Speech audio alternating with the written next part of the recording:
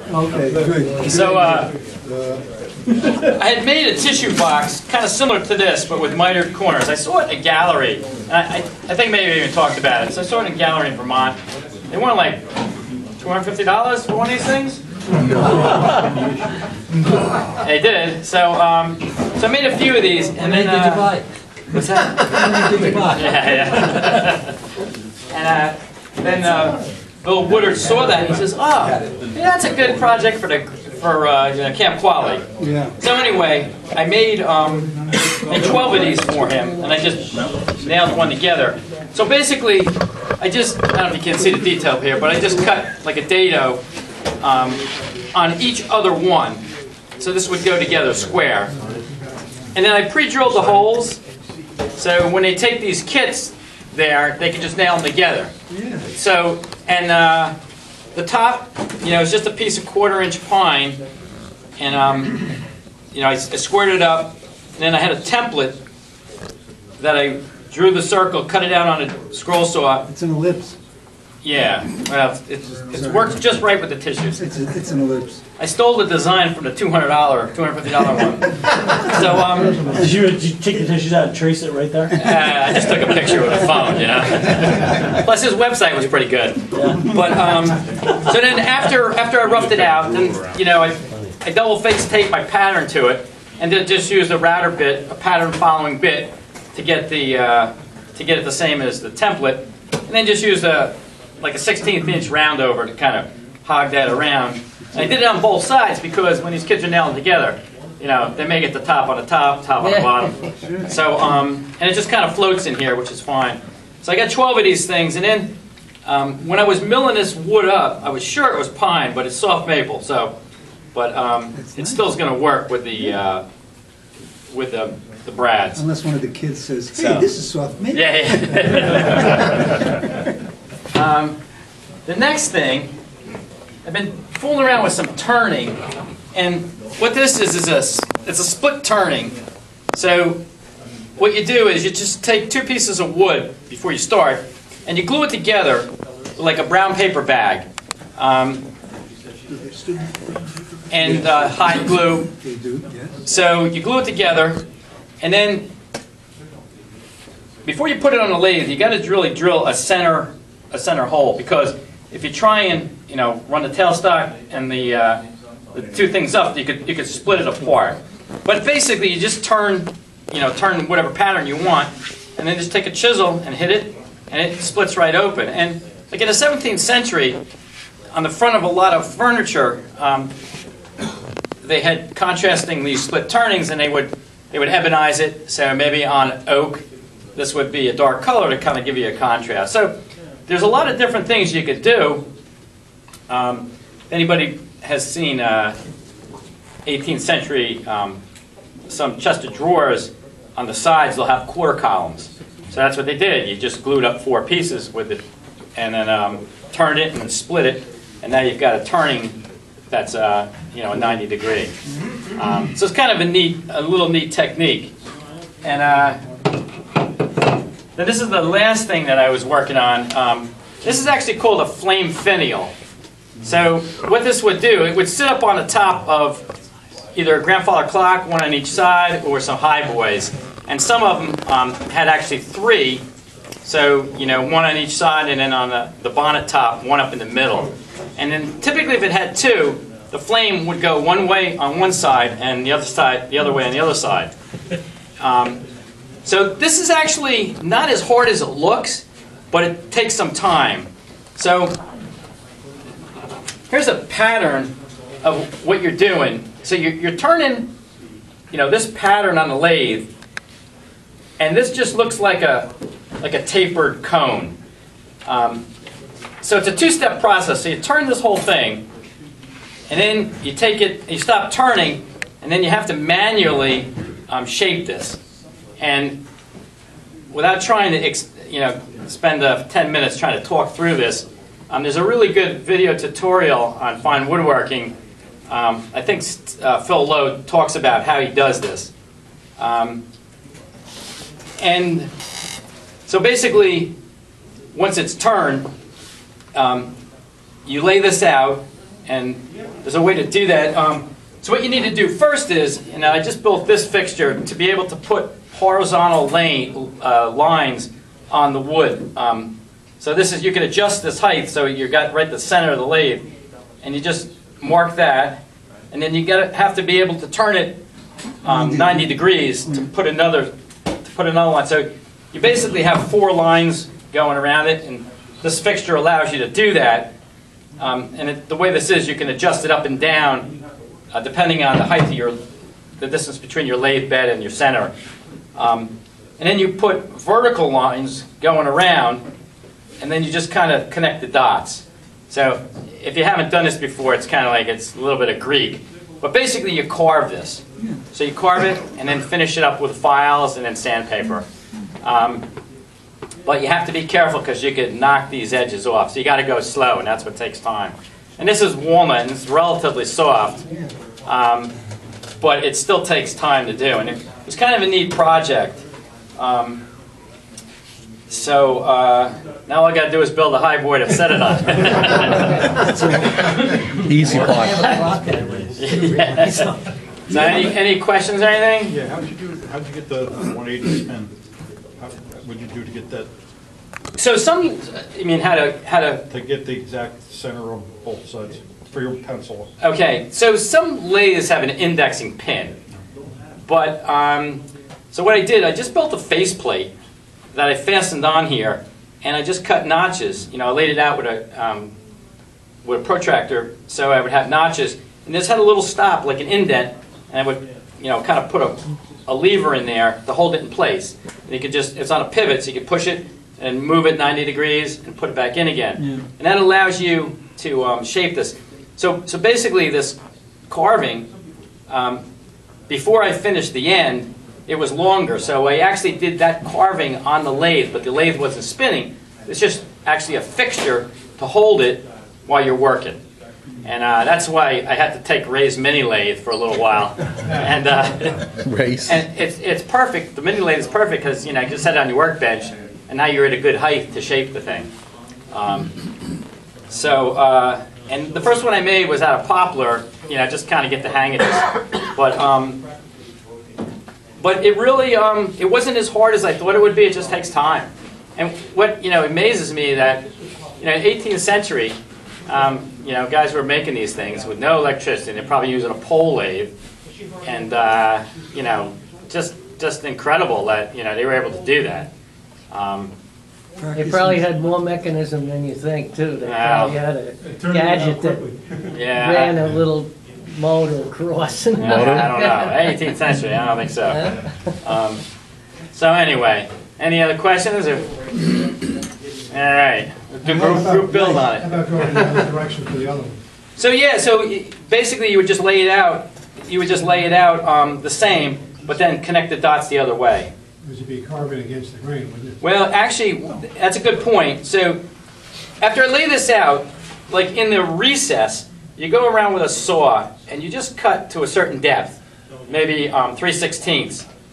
So when you're carving, you have to carve this side that way, because you gotta be able to follow the grain, and then you gotta get around the other side of the lathe and carve back this way. So you gotta kind of carve from both sides. If not, you'll just tear the material out, no matter how sharp it is. So then to do it the other way, you just lay it out differently. Yeah. But for anybody even remotely interested in doing this, that tutorial on it's a video clip on fine woodworking. It's just really good. It just kind of walks you through the process. Hey Mark, So. Charles Neal also has a video explaining how he does it. It's Okay. very similar. Okay. He's a little easier to follow if you like his North Carolina accent. Yeah. I mean, really with it's amazing the content, between YouTube and fine woodworking too, for just kind of trying to figure things out. So it's pretty good. So, all right, thank you.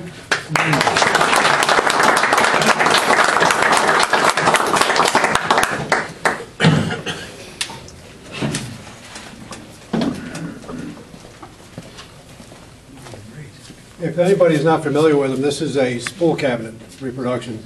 In the late 1800s, the thread companies Coates and Clark's, Clark's ONT, and Corticelli and the others would have these cabinets made, and they would give them to stores that ordered a certain number of spools of thread, so many dozen or so many gross. They would have this on the counter in the store, and then they would have the different colors and threads in the drawers. At an auction in Maryland, when we lived down there, I found a 2-drawer version of this. It's an antique, and got lucky. It was $35, I think. You're not going to see that now. And it has the old cast ONT pendant pulls that, if you want to make a reproduction cabinet with those pulls, people that have them are asking about $25 each for them. So these balloon knobs come from Kennedy Hardware. They have Hoosier parts and hardware, and these spool cabinet knobs, they come in bright brass. But there's no coating on them, so they also sell a darkening liquid, and you dip it in there for a minute or so, and it turns dark, and then you just buff it, and you get that nice gunmetal color to it. So the story with this one is that the guy I'm making it for in North Carolina, first he wanted the standard labels with the black background, but I print labels on a laser printer on gold paper that I found, and it looks like gold leaf when it's behind the glass. But he wanted the black, and then he got around to, he wanted special labels. Then he thought, well, I'll have them painted on the black. So he asked me to mail him the glass. So I made a little package, sent him down there, and then he has a friend, he's in North Carolina, the friend is in Richmond, he's a sign painter. He painted the labels on the back of the glass in gold, and then he put the black over them. And but before we got to that point, I reminded him that once the labels are in, they're permanent. You can't change them. So, and I understand that their daughter is going to have a baby in November, so that's what this is for. And I don't understand the Nana's chest part, but that's okay. Quarter sawn white oak. I usually don't use red oak unless somebody asks for it. And the finish, get to the end part, is actually 2 Minwax stains.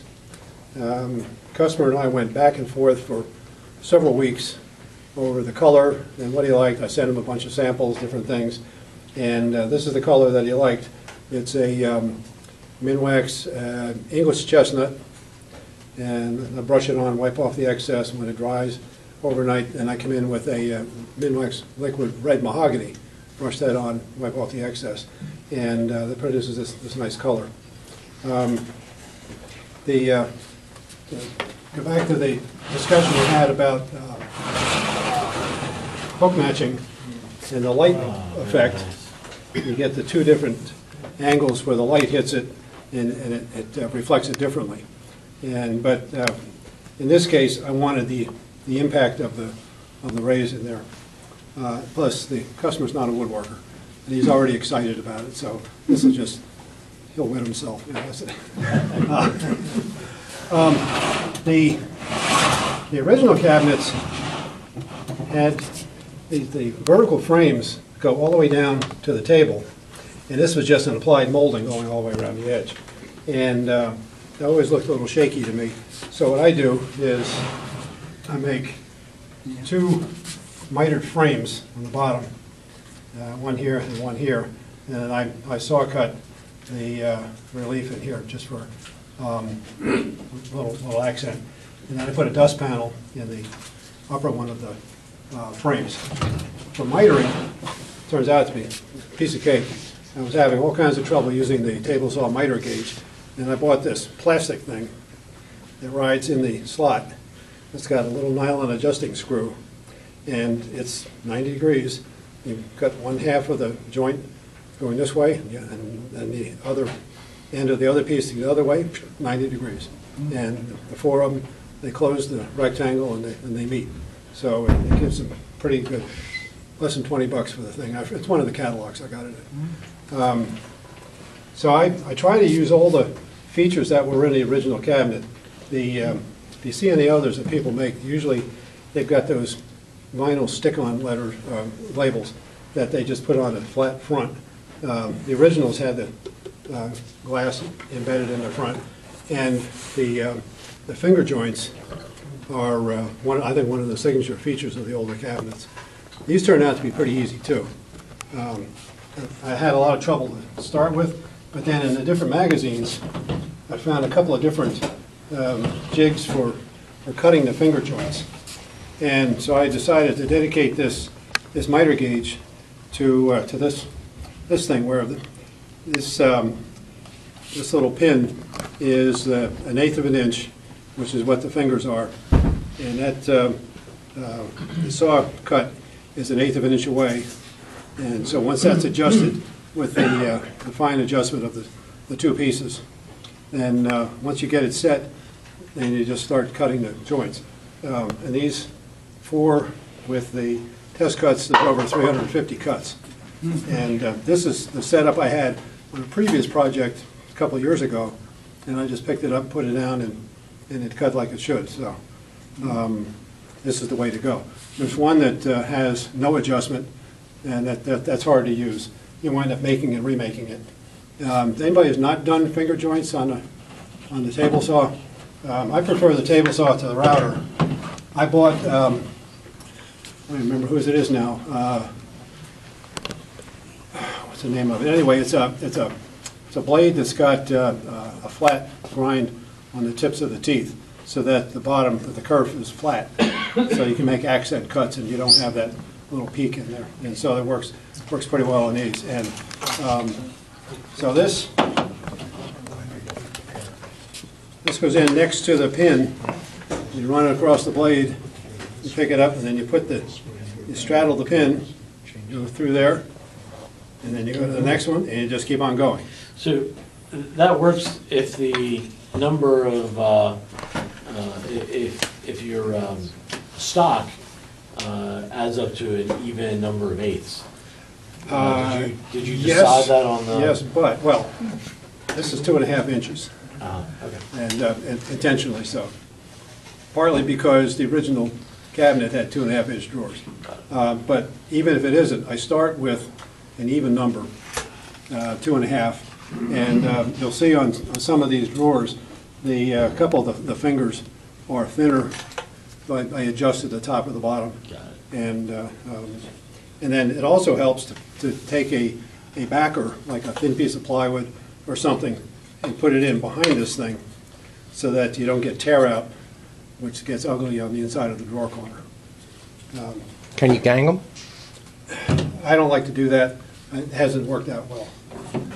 So it's tedious. Well, it also, if you gang them, it doesn't fit over the pin necessarily. You want to make sure everything's right. Well, I'm just saying you sandwich them all together. No, so, I understand, but, yeah. but it's got to see, fit. it goes beyond the pin, Yeah. and it works better if I can see everything that I'm doing there. And that's the only thing I use that blade for, is these, so I may never have to sharpen it anyway. I use 1/4-inch oak plywood for the bottom. A couple of reasons. I started using underlayment years ago because it was cheap. Well, it also gets ugly sometimes. So I get the oak. And I tried solid wood, the first couple that I made, but a guy that has one out off of Route 206 somewhere, he called me up, and it was in the summertime. Couldn't get the drawers open. You know, these are poplar sides, and the poplar bottom is swelled. And he doesn't air condition his house in the summer. I hadn't counted on that. So I used the plywood, and I just glue all 4 sides all the way around. And no complaints so far. The tricky part is stopping the plywood groove. I have to start it in the tooth, and then do a climb cut for 1 inch or so, and then start at the other end and go down. Because if I run from one end to the other, it's going to chip off that tooth, and then you've got that hole in here. You have to go find that piece and glue it back in. As I said, normally these labels will have Clark's ONT, spool cotton, best 6-cord, something like assorted colors. Whatever. So, but guy wants to have them painted, fine. How do you mount that glass? I'm sorry? How do you mount the glass? Okay, if you put it together properly, it's a mystery. This looks like one piece. And if you can match the grain, what you do is you cut, the sides are 7/16, the front is 7/16, and the front veneer, the face, is 3/16. And so you try to not finish that joint too much, so you don't use up too much of that grain, and you put it back together.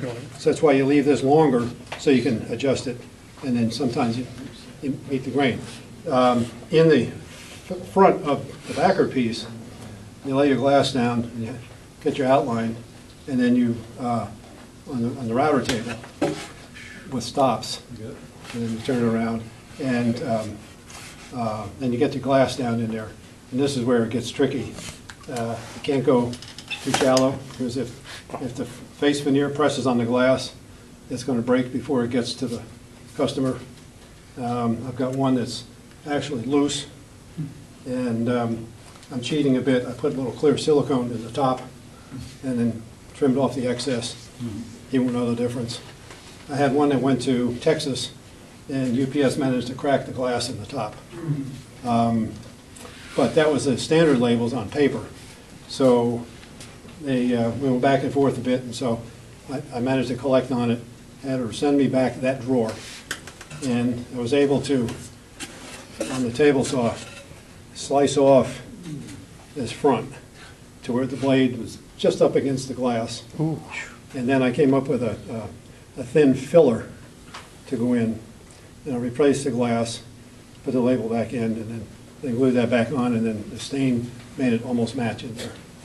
I thought about offering a service to repair antique ones, because you see them on the market where there's no label and no glass, because one or two of them broke, and they just chip the others out, and then they sell it as is, because nobody knows how to do that. But if you're careful, you can slice that off. I've only done it once. So, but to have to make a new drawer in a cabinet that's down in Texas just ain't going to work. I don't have it on the back here, but you can buy decal material like model airplanes. Put the little stars and bars on there, and you get 8x11 sheets, and you can get it with a clear background or a white background. And Clark's ONT had a round label decal that they put on the back of the cabinets, and with inkjet printer you can reproduce those. And so sometimes I'll throw that on, but I couldn't come up with something for this. Yeah. Are you going to put a finish on the inside of the drawers? I normally don't. Well, it's interesting that that one says photographs. And is there any concern that the off-gassing of the wood would affect the photographs? I hadn't thought of that. I don't know if they're actually going to do that. Okay. This is just, all I know is the labels. Okay.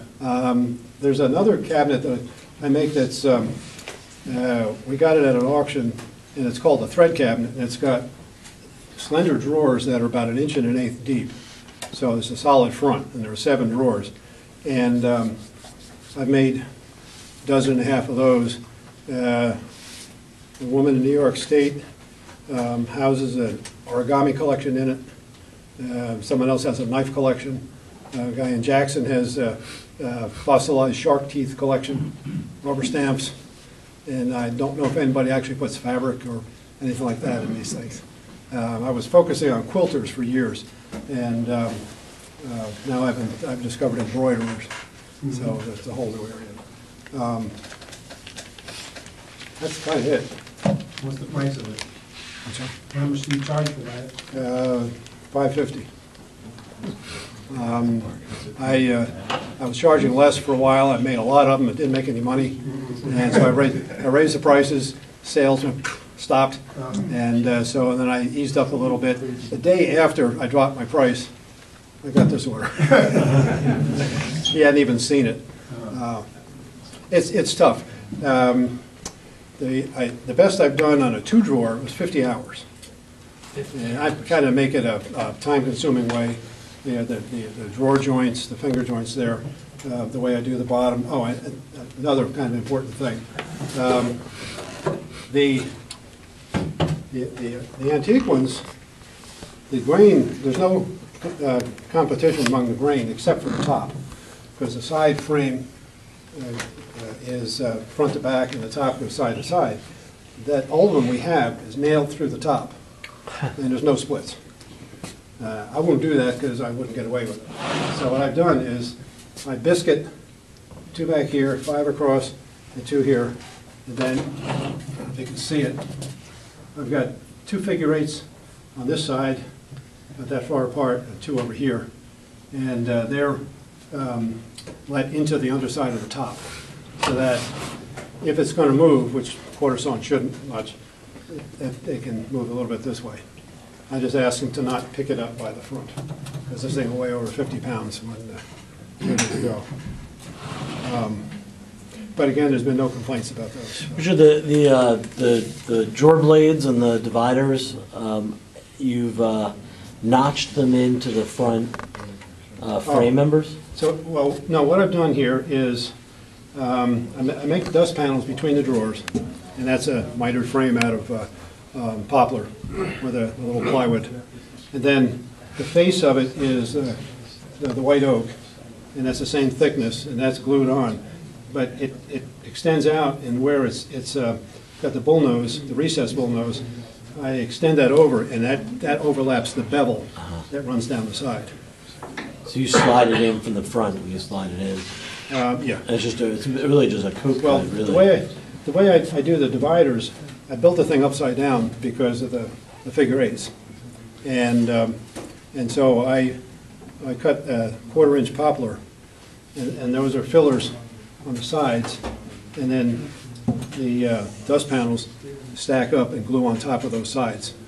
So it's really, it's a lined space that the drawer goes in. And so on the front edge, do you cope the back of those ends where it slides? Yeah, okay. yeah, just a little bit here. I Yeah, cope so it's a that. little cope cut.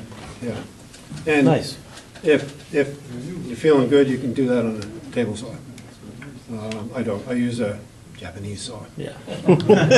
Seems a little wiser. Yeah. Looks great. Oh, and $500. the finish is Minwax gel varnish. That's all. I use that on everything. I've used it since the 80s, and it's still available. Seagrave Coatings up in North Jersey makes it, and Killian Hardware in Philadelphia sells it. There's no distributor in New Jersey, I found. But I've got about a 5-year supply right now. And after I put 3 coats on, I hit it with a little 400 grit very lightly, and I put the last coat. And then when that's dry, I use brown paper. Actually, I use white bond paper, but brown paper would do it. Rub it down, and then it makes it a little smoother. Nice. But for oak, it almost doesn't matter. Thank you. Fair enough.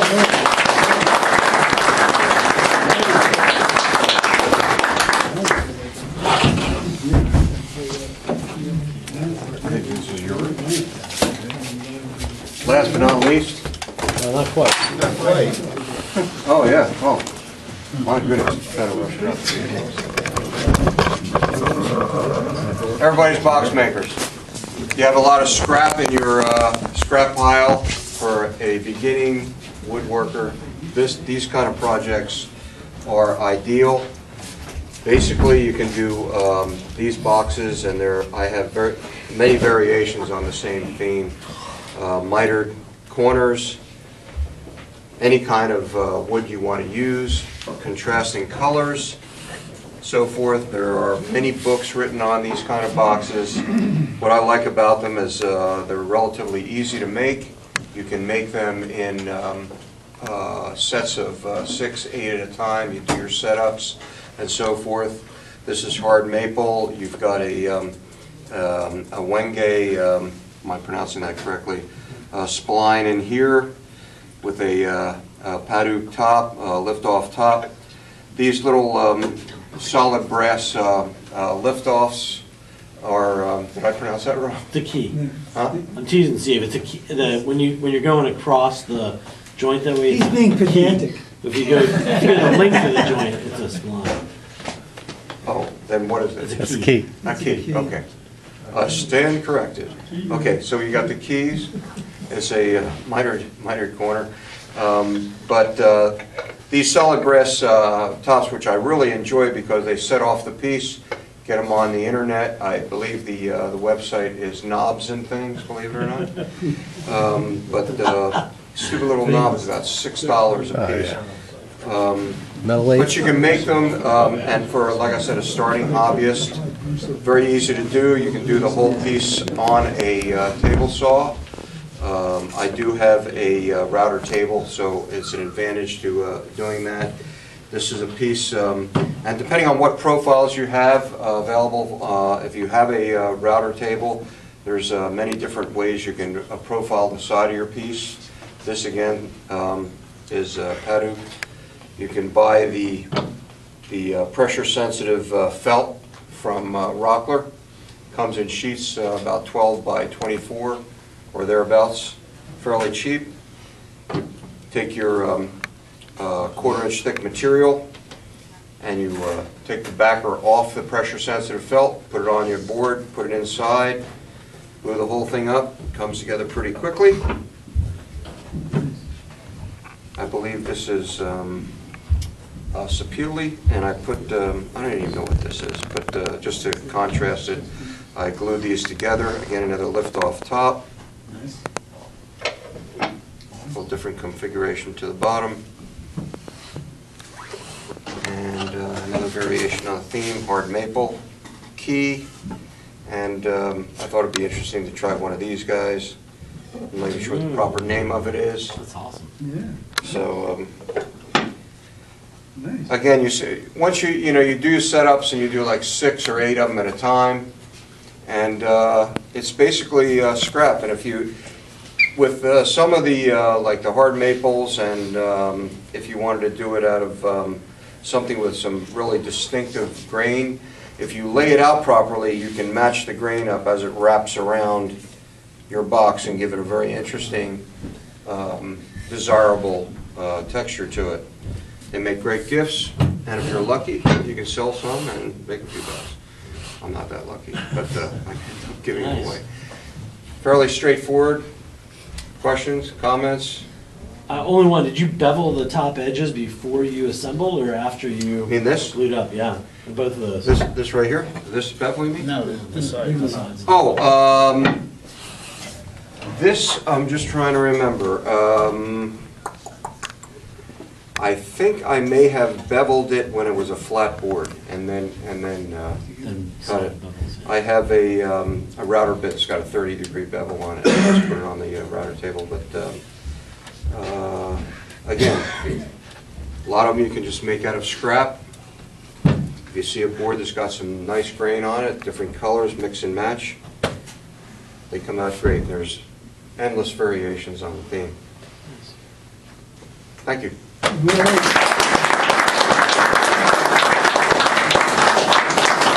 Great, you want to go, or I got the whole thing in the back. Okay, I'll sit down. I'll try to Very be good. Thank you. Yeah, bring it out of here. My neighbor next door is a quilter, works at a quilting store, and they sold one of these made of oak. It was $300 or something, and she said, can you make one out of something cheaper for $100? The one I made for her is actually 7.5 feet tall, and it's wider for quilts. This is what's left over because I made mistakes. And what I made different about it are these little keys. Buy these 18 cents each from Lee Valley. And so you can take it all apart. Yeah. You got to wax them, I found. And so you can take it apart pretty easily and put it in your car. And the other one has 5 rungs. Oops. This tenon was a challenge. I bought the power tenon cutter from Lee Valley that you put on a power drill and go like this, and it just wobbled so much. I tried so many times practicing, and that's why some of these are shorter. This grain is so tough. I think it's good for greenwood. So, at the library, the router book had this pretty good tip. I don't have a lathe set up for this. I mean, yes, you could do this on a lathe pretty easily. But you create a little jig, put it down with a rabbiting bit, and slowly turn it, but you only do like 1/8 of an inch at a time, and then you move it again, do another 1/8 of an inch, so eventually you get the right dimension. This does not say to cut a saw kerf, but that's really important on this kind of wood, is to cut that saw kerf on a bandsaw, say, and then as you work your way down, it comes out nice and clean. So you can learn something from a book. Is that Doug Ford? Yeah, it's his fur. That's probably why it was very difficult for that tenon jig to work. So, yeah, the other one is 7.5 feet tall. It's wider, and the important thing was for the design that there's enough room from this rung down to the bottom for a whole quilt to lay over it. Unlike a ladder, which just starts here, you couldn't really hang anything on a ladder rung that low. And then, so I just shifted everything up, and this is pretty tall, pretty high up. And I don't know, it was a pretty fun project for me to do for my neighbor, and she was happy with $100. For me, it was a prototype, but I hopefully will be able to sell some of these through her store if I make enough of them. Yeah, that's the idea. I don't know if I can keep them down to $100 though. And then I finished with shellac. So that was it. Now I got to put it back together.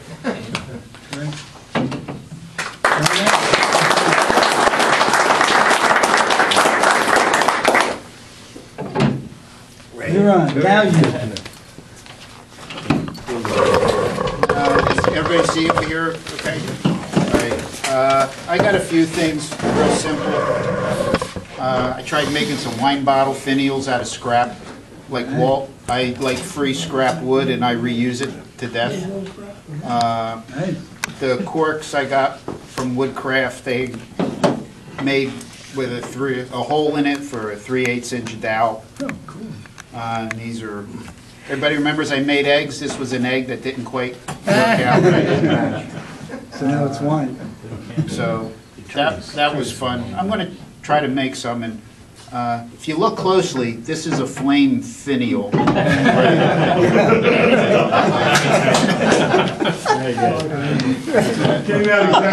Maybe you can give Mark one of those corks. Yeah. Also, right before Christmas, I tried making hollow ornaments, and Ray Ostro, I think he left already, was talking to me. So I made a couple hollowing tools for the lathes out of Allen keys. Yeah. 1/4 inch, this is 6mm, but basically 1/4 inch Allen key. One for starting the hole, the other for getting in real deeper. And then he spoiled me and lent me a brazed carbide angle bit, which I'm going to make one of those too. And while I was making tools, I found one of these. Everybody has them on their car, both under the hood, in the trunk, on the tailgate. This ram is very good steel, and you can make small skew chisels out of it. This skew is what I did these two out of. I did sand, but there's very little sanding. It's excellent steel. I got everybody at work looking for these for me. So if you ever, yeah, so if your hook doesn't stay up, don't ask me why. But this is, it's a neat thing to do if you like playing around making tools. I like making tools. So that was that. And the last thing is a work in progress. I work at Lakehurst. There's a lot of Navy, former Navy, Marine Corps there. There's a retired gunny sergeant who's a civilian who's going to retire. We're making a shadow box for him, and I'm making one of these. And this is the prototype. Yeah. It's walnut. This was the marks. I use those Olmia spring clamps.